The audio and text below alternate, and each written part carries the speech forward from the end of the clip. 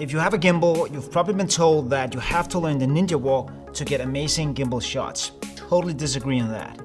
But even if you can do it, you're probably making your life much more harder than it actually should be. Because you're doing the same mistakes as 90% of all others you see here on YouTube.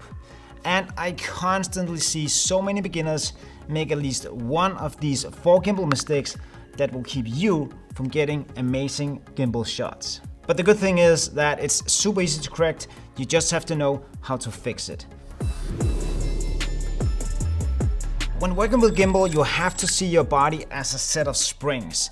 The first set of springs are the ones that are in your feet and your legs, and the second set of springs are the ones that are in your arms. And when working with a gimbal, it's these 2 springs that has to work together to absorb the impact that you create when you're walking.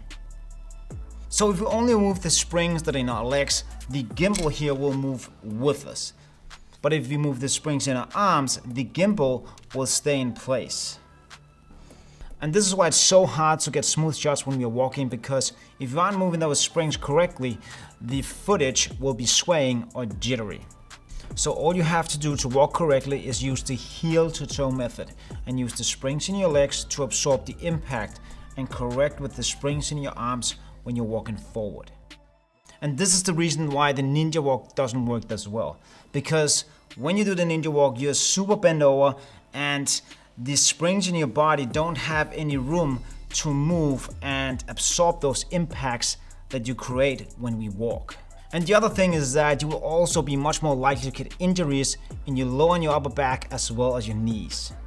So instead, use your body as a spring so that you can absorb those impacts that we create.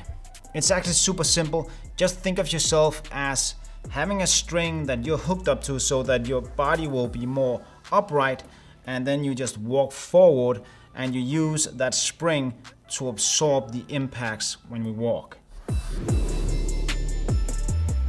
So the next mistake that most people do is that they're not holding the gimbal correctly, meaning that you're not using a side grip or a dual grip for your gimbal. So normally when you have a gimbal, you're probably holding like a stick like this, but the problem is that it will be too sway. You can see here, so it's super easy for it to sway because your body is tucked in. But if you use the side hand, you get more open and you have more room kind of to maneuver around once you walk forward. This also has another benefit when you hold it with the left hand here, is that when you hold it firmly with the left hand, the impacts that come from our feet won't transition into the gimbal and create those micro jitters. And another thing is that when I'm working with the Gimbal S, where we have the controls right here on the handle, when I hold it firmly here, it's not a problem to hold it here because I hold it gently and I will not be touching the controls. So a little side bonus there. So the third mistake is that you're holding the gimbal too upright. You don't want to do that because you're not engaging the tilt motor. You want to slightly angle the gimbal. This way we will engage the tilt motor when we walk forward. And of course use the heel to toe when you walk. So slightly move the gimbal forward like that. Then the motor will work for you when we're shooting. So don't use it upright, slightly tilt forward.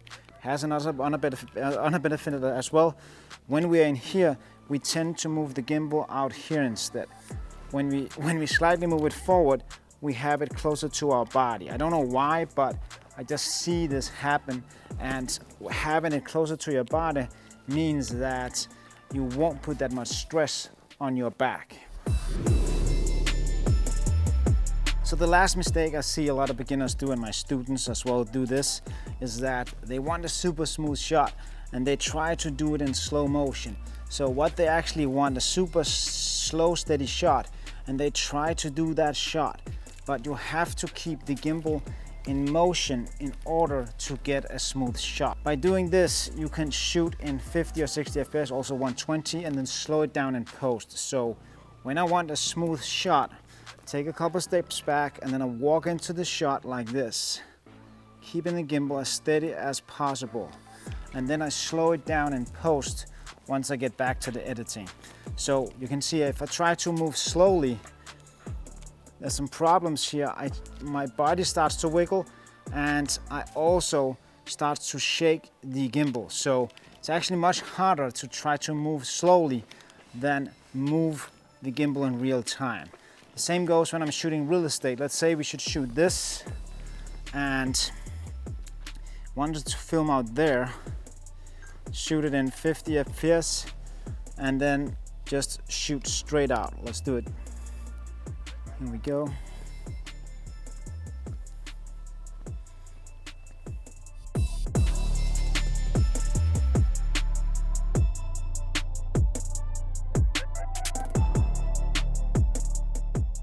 But if you're still struggling with shaky footage, go watch this video here where I'll show you how you can supercharge your camera or your gimbal to get super smooth shots.